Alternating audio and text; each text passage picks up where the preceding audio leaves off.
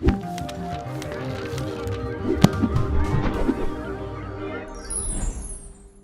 morning, everyone, and welcome to our last session of Having Fun Learning English. Thank you for joining us this morning. My name is Jumana Tariq Abdurazik. I'm studying for a master's degree in petroleum engineering at University of Houston, and I will be your moderator this afternoon. Today, we're pleased to welcome Dr. Marie Jeanette Ebenhack. Dr. Marie Jeanette Ebenhack retired in 2012, having worked for so many years as a nonprofit administrator and religious educator. She holds degrees from Ministry in Religious Education from the School of Theology, Claremont and Princeton Theological Seminary. Prior to retirement, she served as the president and CEO for Ahead Energy, a nonprofit focused on assisting African schools and medical facilities to harness local energy resources to meet daily needs. She has been fortunate to travel widely and work with international students in various locales. With a minor in journalism from Macpherson College, she enjoyed writing books, articles, and editing publications. She has been involved in volunteer work everywhere she has lived, including Modesto, California, Fullerton, California, Bridgewater, Virginia, Rochester, New York, Marietta, Ohio, where she currently resides. Presently, Dr. Ebenhack is active in cultivating interfaith relations. And today, she will share with us her expert opinion in English language. If you haven't already, please make sure to check out our previous sessions on our YouTube channels, Bio Petro, Arab Guru, and Madrasty, and join our Facebook page, Arab Oil and Gas Academy, Arab Guru, and Madrasty for the latest updates on our upcoming courses. Please feel free to send your questions in the chat box and we will answer as many questions as possible. With that, I ask you to give your full attention to Dr. Ebenhack and help me in welcoming today's very honorable guest. Please welcome Dr. Marie Jeanette Ebenhack. Hi, Dr. Ebenhack. Thanks for joining us today. We're so glad to have you on Madrasty.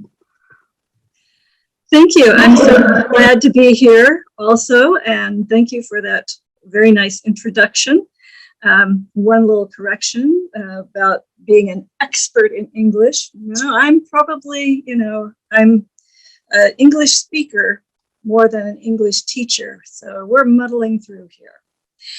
So I do want to welcome the 12 of you who are 13 of you who are tuned in right now and others who will be joining us later. So this is our last session.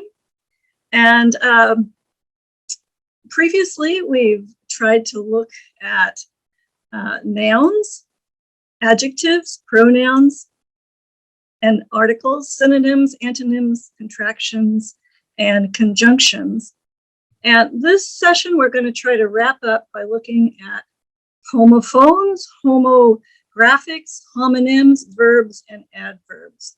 So I know those are really big words, but we'll try to break them down and help you figure out what they are and how they can help you speak and write English.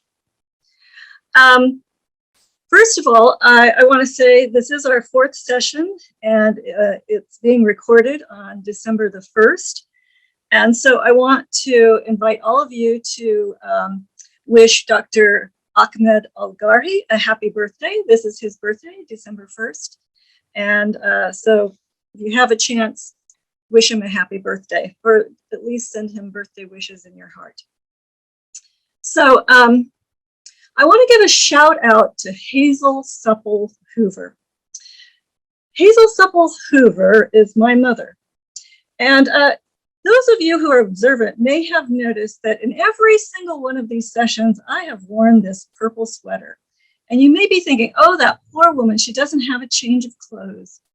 Well, actually, I do have a change of clothes, but I've chosen to wear this sweater because it's one of the few things that I own that belong to my mother. And as I told you in our very first session, my mother was an English teacher, and this picture that you see on your screen here is her college graduation picture. This is what she looked like when she started English, when she started teaching English. And this is what I look like on my one time when I have taught English. So the one thing that preparing these lessons has done for me is given me a new appreciation for my mother. Because even though she never formally taught me English, she modeled good English for me my whole life. And so I picked it up simply by hearing it. So having to go back and learn why you say things the way you do, I've, as I said, got a much bigger appreciation for her skills. So thank you, Mom, for that. So what is a shout out? We're going to talk a little bit about idioms for just a minute. A shout out is an idiom. You might hear this on late night shows, or it's kind of a common thing to say in America these days. I'm going to give a shout out to this. Well, a shout out is a quick public expression of thanks and admiration.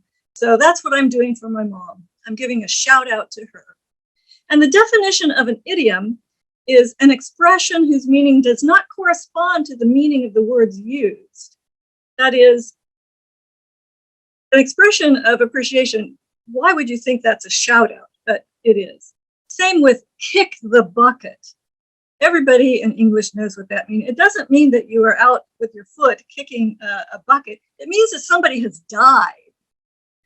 And the same thing with raining cats and dogs. It doesn't actually rain cats and dogs, but if you hear somebody say that, it means it's raining real hard. So that's what we mean by an idiom, and English is full of those idioms. Secondly, I want to talk a little bit today about making mistakes, because making a mistake does not mean that you are stupid. I want to remind you of what I said in the very first session, that children have a much easier time learning languages. And one of the reasons for that is that they don't get embarrassed when they make mistakes. They just learn from their mistakes. And so I want to remind you that what we're doing here, especially I'm reminding our moderators, because I'm going to ask them some questions. Getting something wrong doesn't mean anything other than you haven't learned that yet. So, when you make a mistake, you've got, an opportunity to learn something new.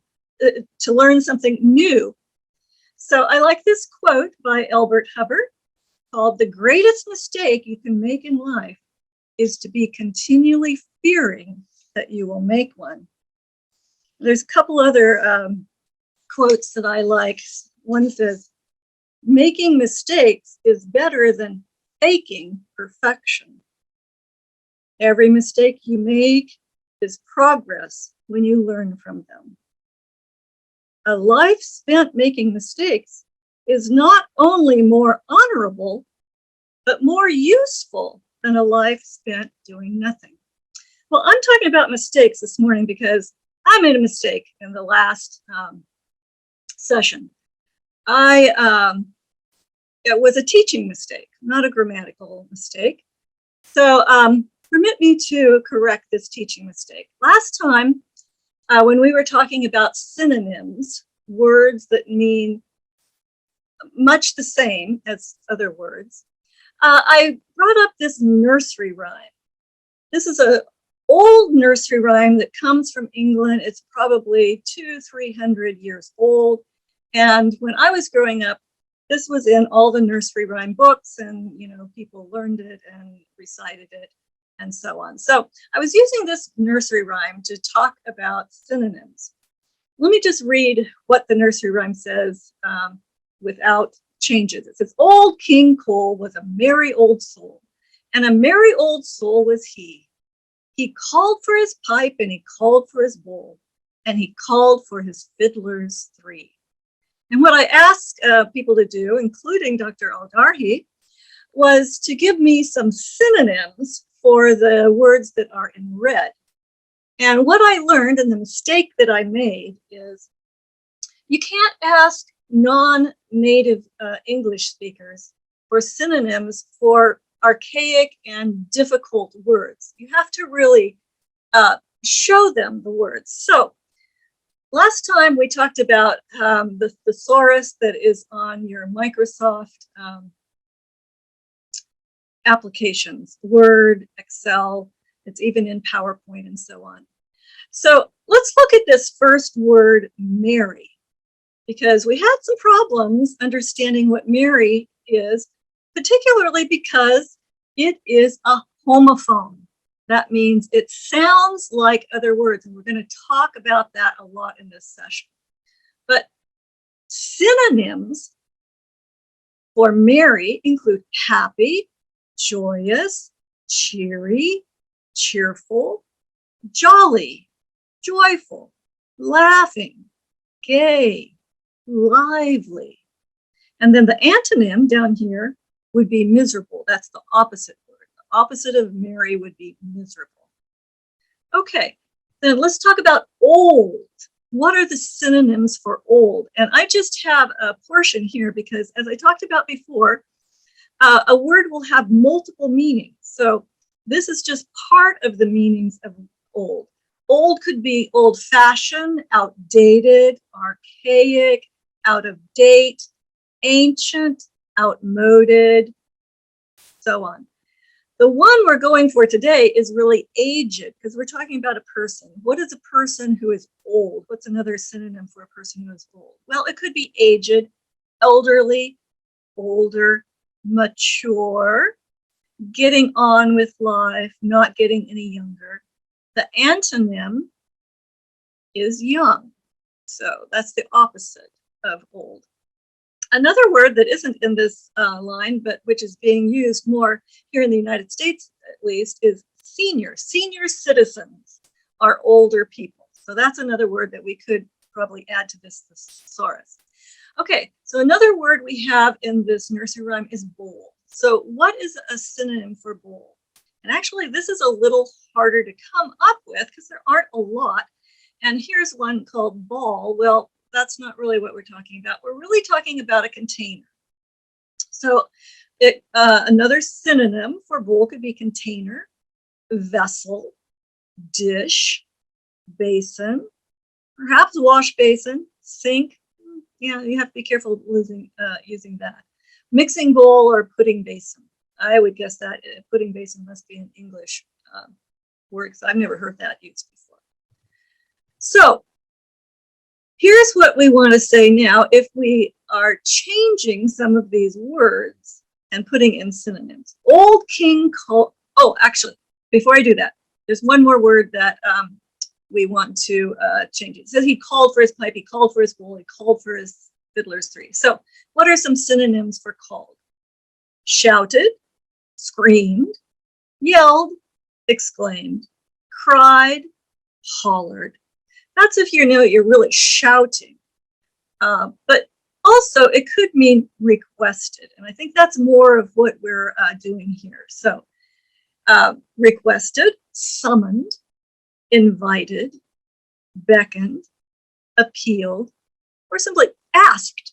Okay, so now let's go back and kind of fill in, with synonyms and how does this nursery rhyme go? Old King Cole was a jolly elderly soul, and a cheerful senior was he. He asked for his pipe, and he requested his dish, and he summoned for his fiddlers three. So fiddlers are people that play the violin. So old King Cole wanted a pipe to smoke, he wanted a snack to eat, and he wanted some music to listen to. One other word that's in this nursery rhyme that we didn't look for synonyms for, but you might be confused by, is the word soul. And again, in current English,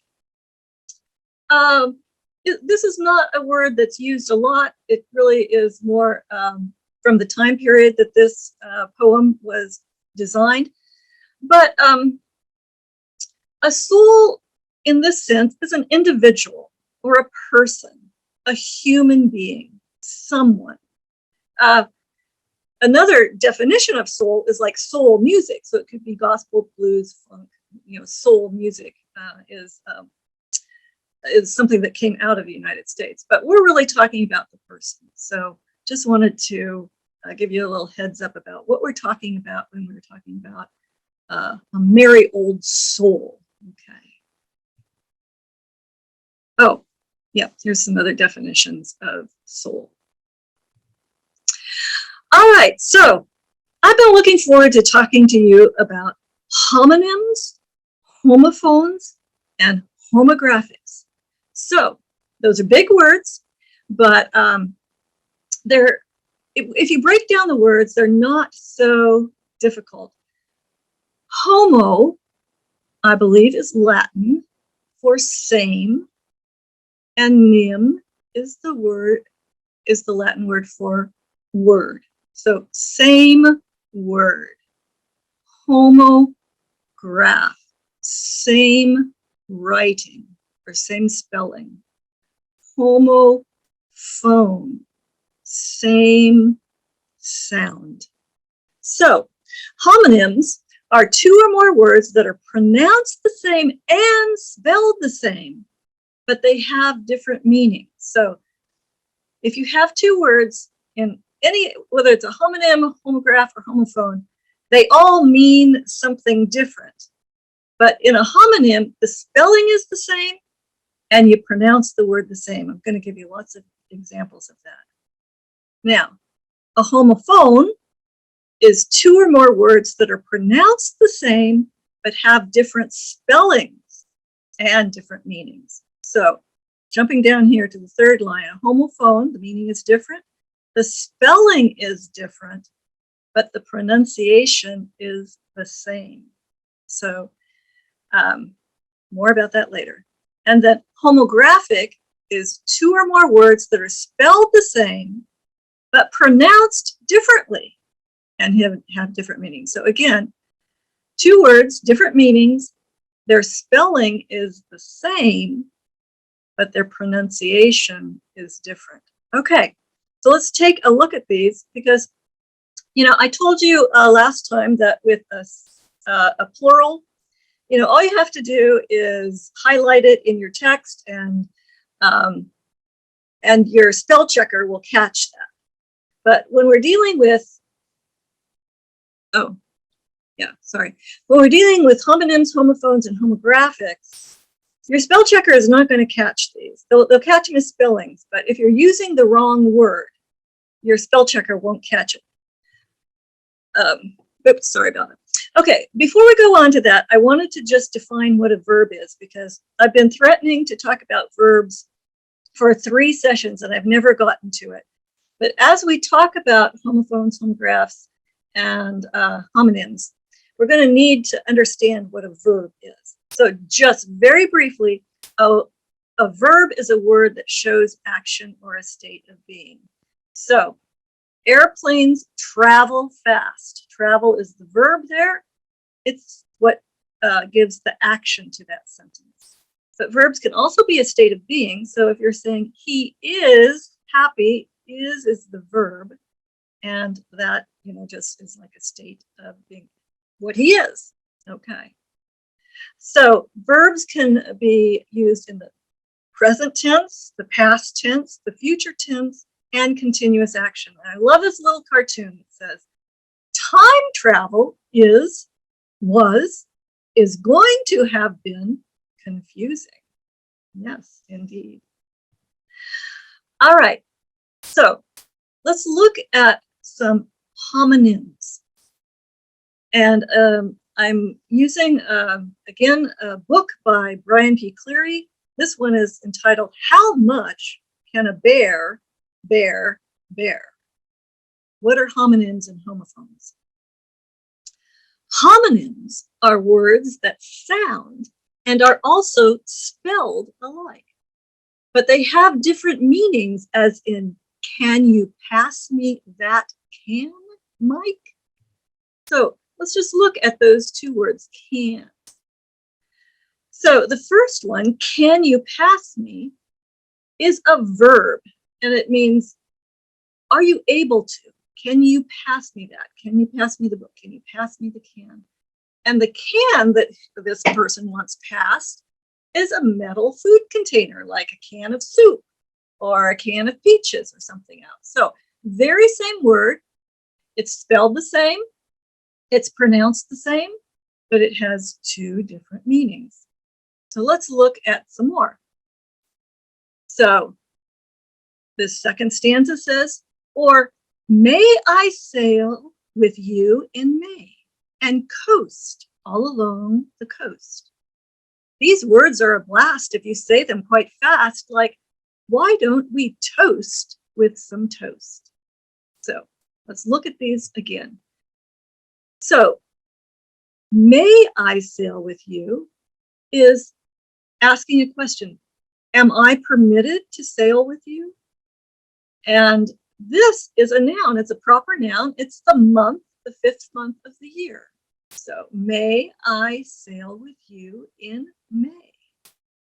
And coast, along the coast. So this is the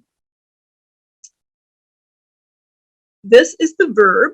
It means to travel under acquired momentum. So you're just coasting along. And the coast is a noun, which is the land that's next to a seashore. So coast, coast, same word, same pronunciation, but different meanings. And the last one, these words are a blast. If you say them quite fast, why don't we toast with some toast? So to toast is to drink in honor of someone or something, to have a little, cup of juice and say, here's to you. And toast is a slice of bread that has been toasted in a toaster. So again, two words, same spelling, same pronunciation. They mean different things. Light may be light, like a small paper kite. A trunk can be found in a trunk. An inchworm or snail could scale a scale. A lean cat could lean on a skunk. But punch cannot punch, and at breakfast or lunch, your jam cannot jam on a trumpet. A bowl cannot bowl, but a roll just might roll if it's not made as flat as a crumpet. So let's, again, quickly go over these. Light can be a noun, that is something that emits light, but it also can be an adjective. Something is not heavy, it's light. A trunk can be something that you put clothes in, but it also can be the trunk of a tree. So a trunk, that is something you put your clothes in, can be found in the trunk of a tree. Here's another one that's a little confusing. Scale and scale. Oh, I didn't do that one, so let's go on. Lean. A lean cat means a skinny cat.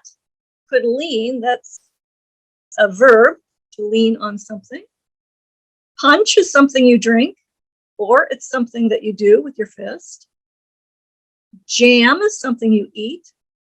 And jam on a trumpet, that's a word from jazz. It means improvise on a trumpet. Play your trumpet, just from your head. A bowl, we've talked about a bowl. We know what a bowl is.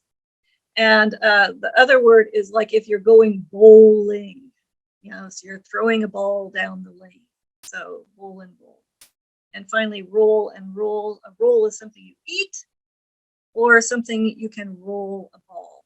So I think you get what a homonym is. So let's go on to homophones. So Brian Cleary writes, now some words sound identical, but are spelled in different ways. These words are known as homophones, like praise and praise and praise. So let's look at those words. 3 ways to spell a word that sounds exactly the same.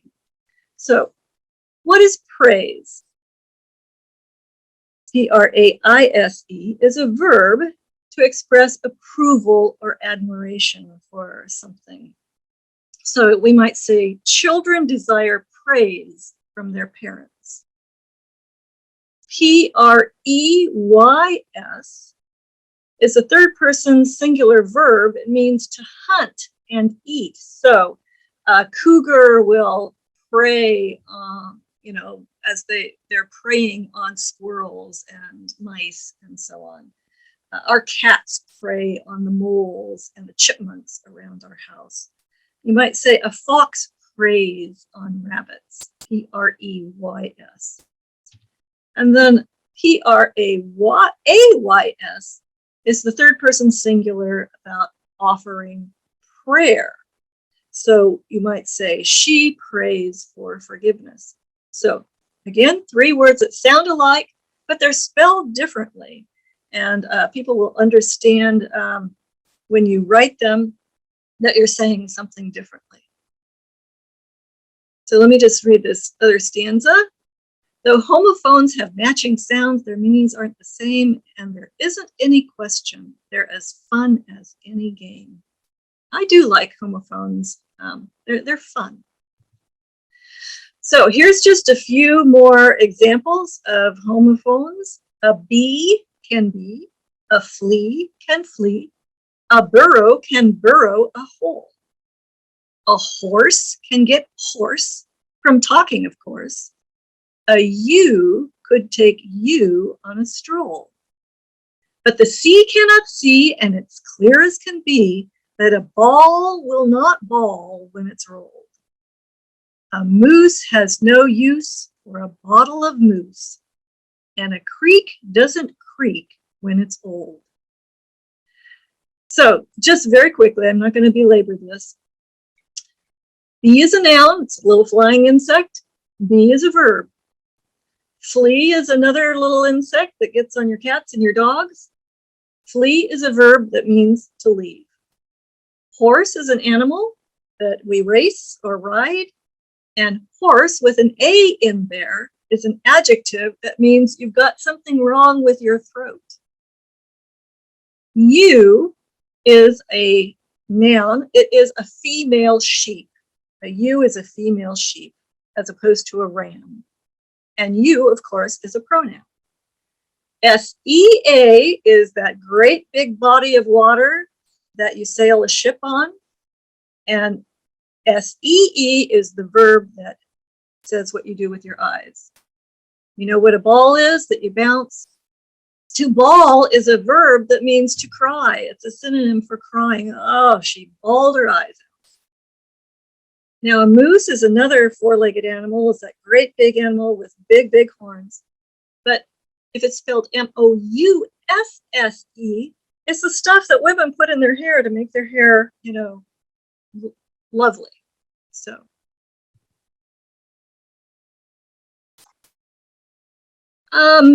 Okay, let me read one more verse and then we're going to talk about some troubling homophones.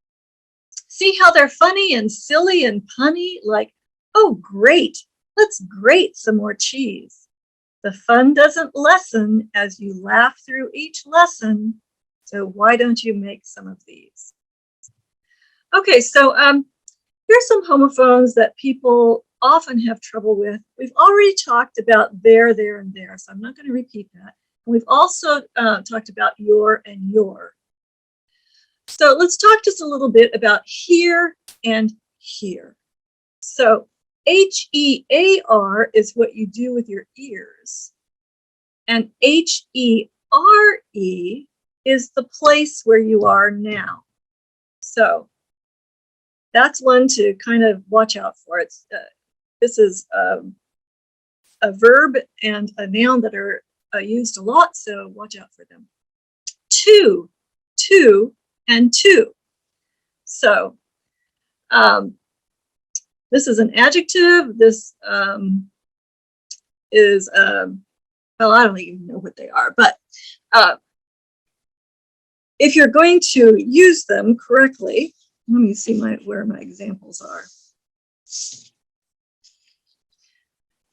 Yes, you want to give something to a person, 2 is the number of, and this is a synonym for also.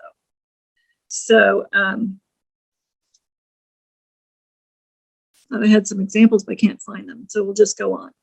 This is another one that you find misused a lot, it's and its. The only difference here is the apostrophe. So we know from the apostrophe that that means it's possessive. So here's an example. The Sistine Chapel, its beauty is something to behold. It's like peeking into heaven. So first, its beauty. Actually, this is the possessive. Yeah, the possessive does not have the apostrophe. Made a mistake. We'll move on.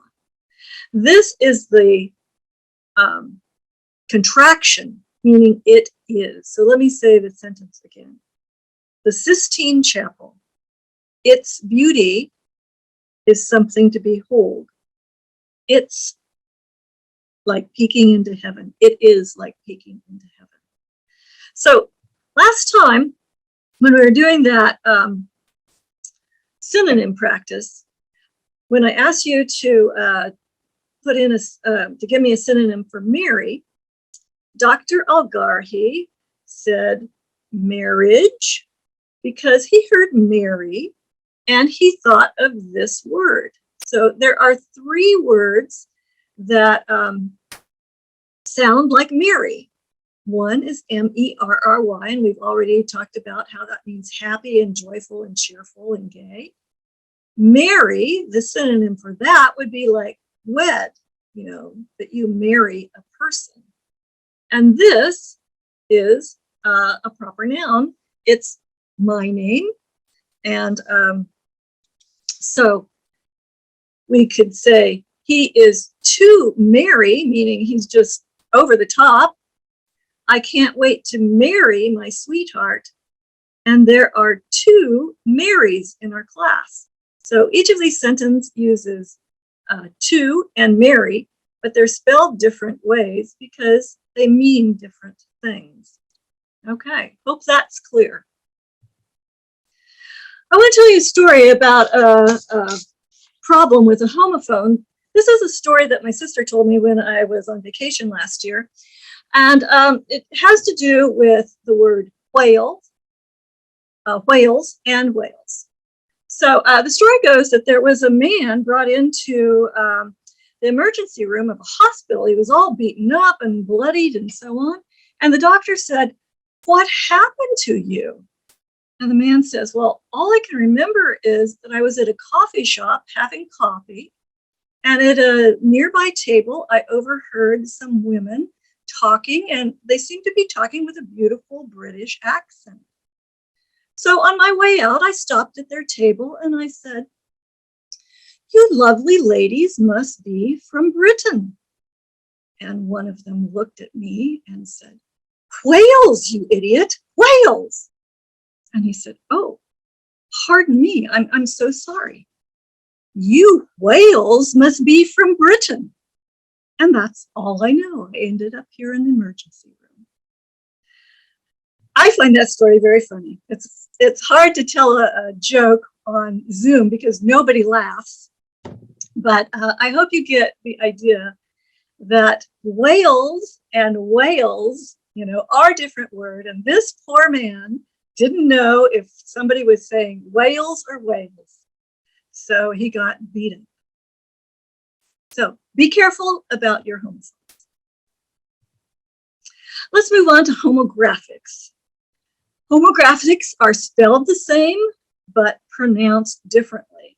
And this is where English, you know, is just incredibly odd, because let's take this word B-A-S-S.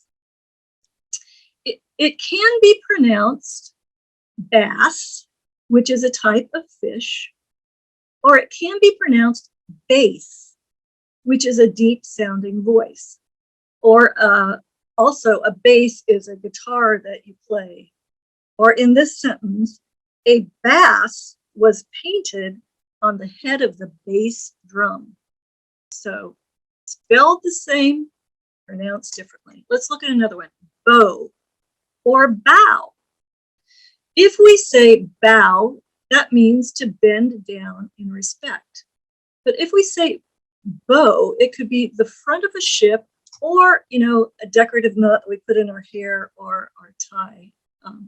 So same word, two pronunciations. Here's another one. Close. Well, let me do close means to shut the door. Close means to be near.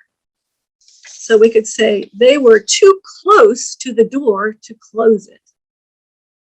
Here's another word, D-O-V-E.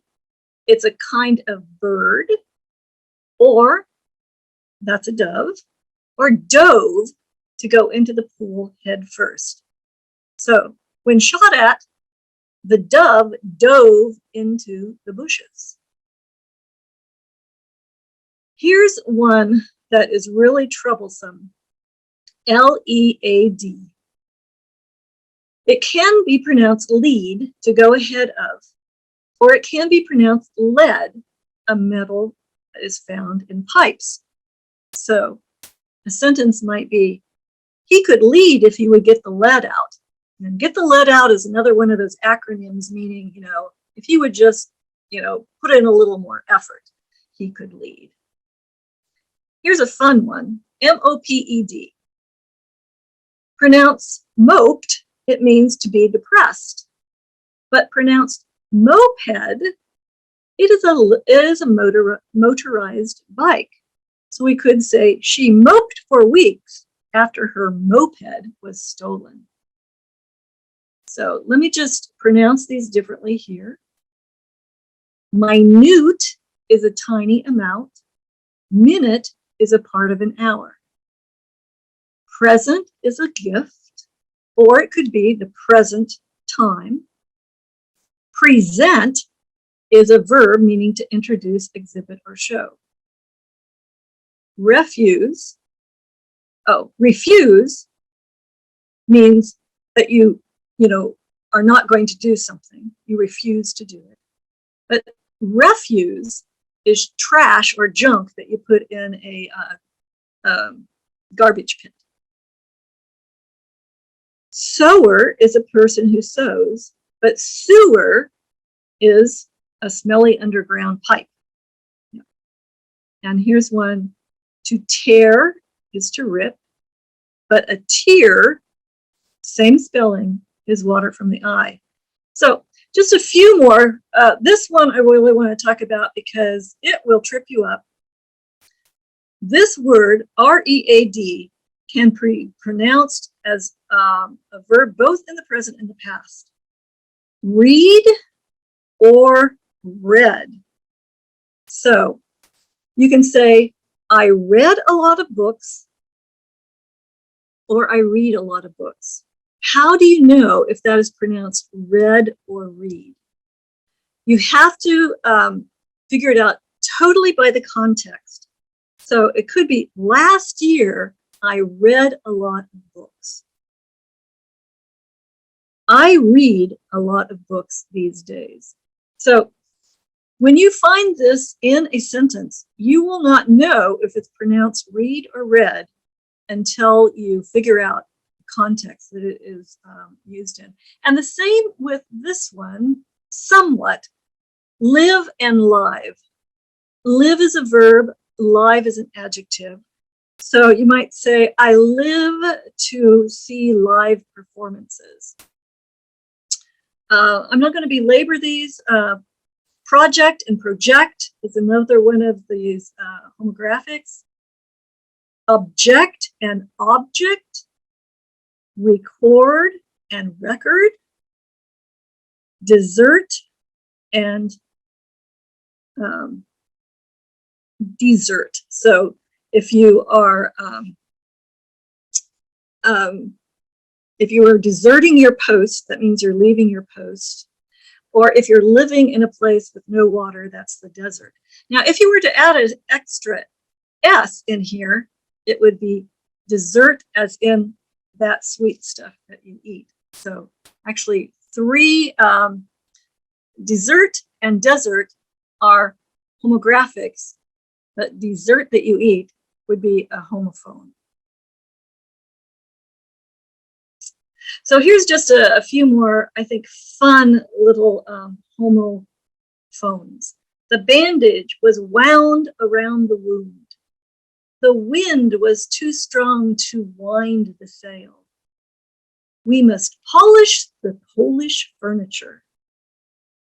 I had to subject the subject to a series of tests. The insurance was invalid for the invalid. The buck, which is a male deer, does funny things when the does, which is a female deer, are present. Okay, so you can go back and read those and try to pronounce them. But they're fun, but they're confusing. Homographics. So let me just review here. Nym means word, or they say here it means name. Amber is a girl's name. Amber is a fossilized resin. So homonyms are words that are pronounced the same and maybe spelled the same, but they differ in meanings. So homophones, that means the same sound here and here. We talked about that.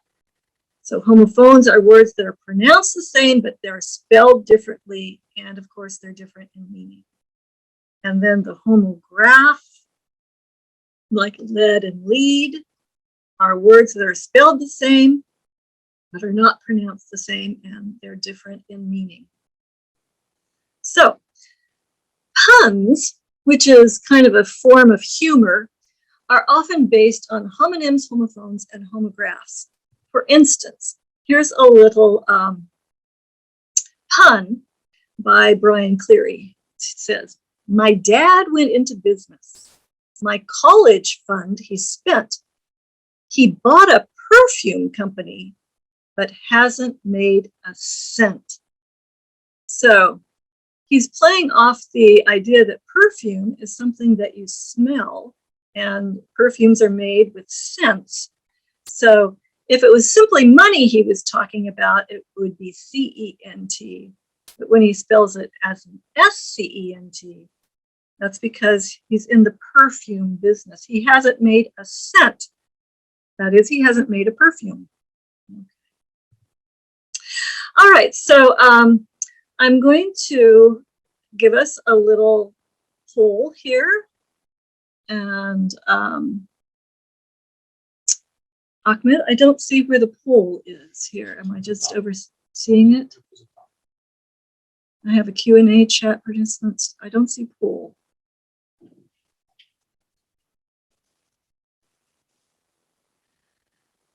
All right, we're not going to do a poll because something is going on with my Zoom. So click here.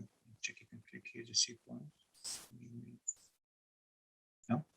Okay, this is fine. I've got two great moderators, so would you just unmute yourself and we'll just go over this little quiz.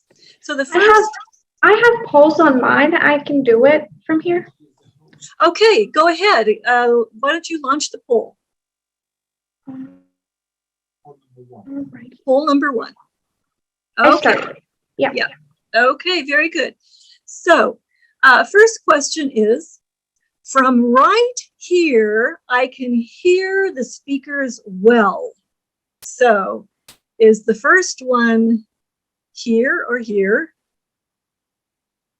Oh, actually, this poll is not going to work because we have two times that we need to do the here. So actually, Joanna, would you just go ahead and click out of that poll? So, Sarah. Yes. The first time, is it H-E-A-R or H-E-R-E from right here? It's the second one. H-E-R-E. It's the place. Yes. From right here, I can hear the speakers well. What is the second one, Sarah? The second one is the verb to hear, which is the first one. H-E-A-R. Yes. Exactly. Okay. From right here, H-E-R-E, I can hear H-E-A-R, the speakers well. Very good. Okay. Joanna, second one. Please give 2 muffins to Charles. Which 2 belongs in that sentence the first time? First one is the third 2. TWO. Yep, 2 muffins. We want not 1, but 2. Yep. And the second one? And to Charles, the first. Yes. Okay. 2. Yeah. We're giving it to Charles. Exactly. Okay, back to you, Sarah. It's a long way to Tipperary. This is a famous song. I don't know if you know it, but it was a World War I song. It's a long way to Tipperary, which I believe is in Africa. So, Sarah, is it the ITS without the apostrophe or the IT apostrophe S? It's with the apostrophe. It's Yes, a because contraction. Right, it's contraction. It is a long way to Tipperary. Okay, here's our Mary. Joanna, I will marry my sweetheart next spring. Which one of those Marys is correct? Second choice. The second one, Mary. M-A-R-R-Y, yes. And one of the ways to remember that is marriage, M-A-R-I-A-G-E, would be the M-A. Yeah. Okay, back to you, Sarah. A Muslim prays 5 times a day. Which one of those words is correct? It's the first one. Exactly. Very good. P-R-A-Y-S. And Jomana, I see that the sea is very rough today. I see it's the second one, S-W-E, that the C-S-E-A is very rough today. Perfect. And Sarah, I'm hoarse from talking about that racehorse all day. Okay, so the first one is the first choice, and the second one is the second choice. Yes. Very good. Yep. H-O-A-R-S-E means you've strained your voice. Yep. Talking about that 4-legged racehorse. Very good. Okay. So we finally get to the verbs. So a verb, as I said before, is a word that shows action or a state of being. And here's a little cartoon that says, you've got to learn about verbs. How else are you going to verbalize your feelings?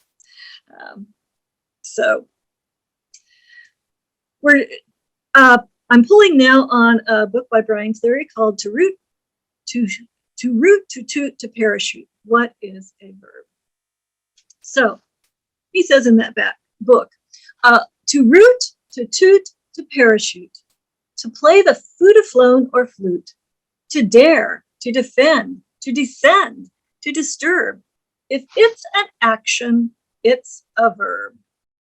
So we're talking here about the simplest form of a verb. It's known as the base, the stem, or the plain or simple form. And this is how verbs are listed in dictionaries without any tense. And the reason I've been putting off talking about verbs is it gets very complicated when you start talking about tenses. But we're talking now just about the most simple form. And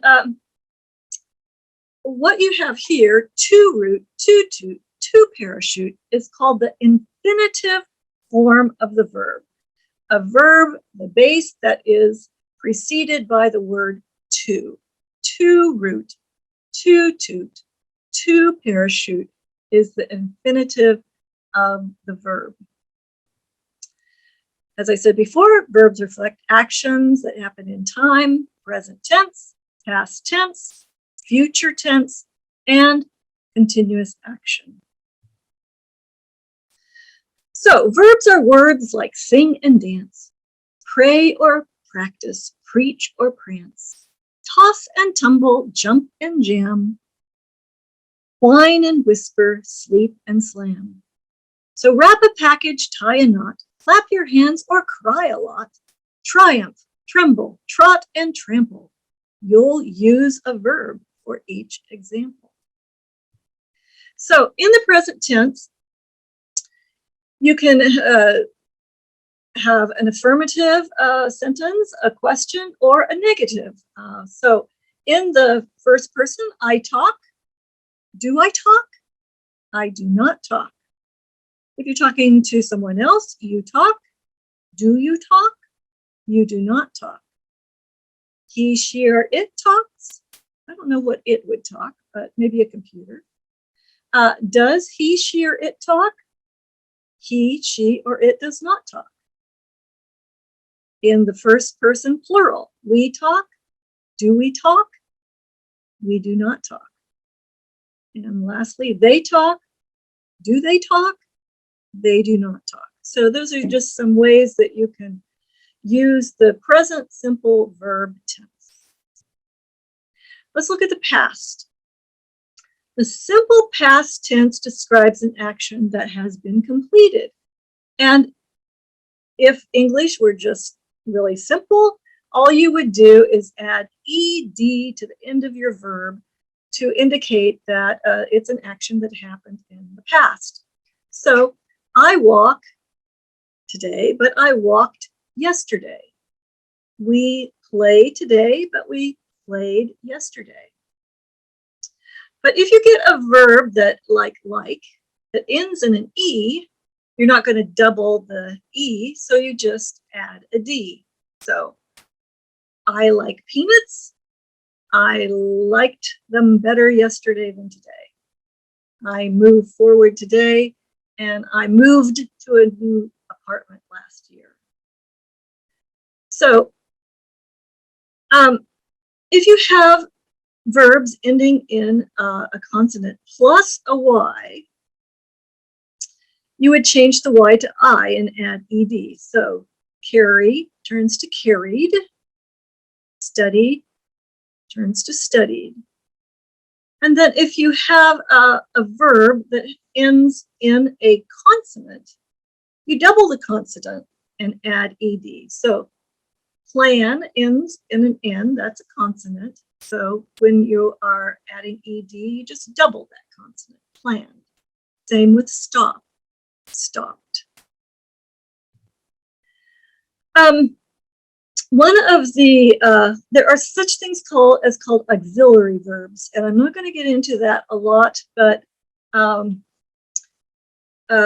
Brian Cleary does give us a little bit of information about auxiliary verbs, so let's just take a look at it. A verb can be a form of be, like you are tall and I am free. That is fun and it's been great. Weren't you the one who was so late? I am Shannon, he is Mort. Were you the one who was in court? There are times a form of be is all that's needed verbally. So be is one of those verbs that changes a lot. And so I want to just go over. In the present tense, you would say I am, we are, you are, same here, whether it's singular or plural, he or she or it is, and they are. In the past tense, I was and we were, you were, both singular and plural, he, she, and it was, and they were. Then in the future, we're looking at I will be, finally we get the be back in there, we will be, you will be, he or she, it will be, and they will be. So this is one of those verbs that is pretty tricky in English, and it just is used a lot, so you just have to kind of memorize how it's used. Let's talk a little bit about future tense. The simple future is usually expressed by placing will or shall in front of a base verb. But there are other ways to express the future. So let's just look. This is a bunch of technical terms. I will go. So go is the base verb. You put will in front of it. That means the future. I am, or I'm going tonight. I'm going to go. This is the infinitive. Going to is another way of indicating future. Or just the simple present, I go, with a word that says it's in the future. I go tomorrow. So there are a few ways to to express future tense. The perfect tense is when you use a verb with an auxiliary called have. So the perfect tense indicates an action that occurred before the most recent action, but only slightly in the past. So most often this tense is formed by to have plus a verb in the past perfect tense. So this is where, you know, it starts feeling like you're going down a rabbit hole. So I'm going to go on because we're not going to complete everything that I prepared today. But this is called, you know, the past perfect tense, and it uses past participles. And if, again, English were really simple, it would be I accept, I accepted in the past, and I have accepted. I agree, I agreed in the past, and I have agreed. All these simply, you know, add the ed. They're exactly the same in the past, and in the present participle, you just have to add the have or has or had. But here's a slew of words where the past participle, you know, is not at all easy to figure out. Swim, swam, swum. Teach, taught, taught. Here's one, put. It doesn't change at all. Same with, oh, this one. I run today, I ran yesterday, I have run. Again, we need a whole course to go over these, so I'm just indicating here that this is a part of verbs that you will need to master at some point in your English. So let's just have a little fun here. Again, a poem by Brian Cleary. If it is true I sit today, but yesterday I sat, could it be said I bit today, but in the past I bat? Nope. And with that bat, if I should hit, shall it be said I have hitten? Or if that bat should bite me, you can bet your butt I'm bitten. And if that bite should mend itself, one might proclaim I'm healed. But people ask me how it felt and never how it feeled. So that's just a little poem to say about how crazy the English language is. So for our final little thing we're going to do today, here's another little poem by Bruce Lansky. And let's just see if we can figure out the past tense of these verbs here. So I'm going to go back to you, Sarah and Joanna. So unmic, and let's start with you, Jomana, this first time. It said, last night I something the sneezes. What is the past tense of have for this sentence? I had the sneezes. Last night I had the sneezes, H-A-D. And so Sarah, something really very ill. What was to be in the past? I was really very ill. I was really very ill, W-A-S. Okay, Johanna. My mother, what's the past tense of call? Called. C-A-L-L-E-D. Yep, one of those words you just add E-D to. My mother called the doctor, Sarah, and the doctor did what? Again? Okay, so here we added ed. Here we're just going to add a d because it already has an e. So Prescribed, prescribed, a purple pill. Jomana, at 8 o'clock, how did you go to bed? Went to bed. At 8 o'clock, I W-E-N-T, went to bed. Sarah, my mom switched off the lights. Okay, switched. Again, we're adding ed, S-W-I-T-C-H-E-D, switched off the light. Jomana, the past tense of use. I used. Okay, again, it is a verb that ends with an E, so we're just adding a D, U-S-E-D. I used a whole box of tissues sneezing through the night. So Sarah, how do you make sneeze past tense? Sneezed. Yep, add a D. I sneezed my brains out in my bed. And Jomana, the past tense of do. Did. Yeah, I did, D-I-D. I did not get much rest. So that's the reason, teacher, that Sarah, what's this? Failed, E-D, I failed my midterm test. Good going, you guys. So that's all I'm going to do. I did have a section on adverbs that I will leave. You can get it on the PDF. And if you want to learn about adverbs, that's another thing that I find really difficult, but maybe it'll be a breeze for you. So I forget which one of you are ending the session. Yeah, I guess that will be me. So thank you so much, Doctor, for this enjoyable lesson, talking about basically going through verbs, adverbs. You say that you will publish that later, but thank you so much for the great lesson. And I will also thank Joanna for introducing you as well and being a moderator for this today's lesson. I really enjoyed this lesson, and I would also thank our participants for being present today. So that's all what we have for today.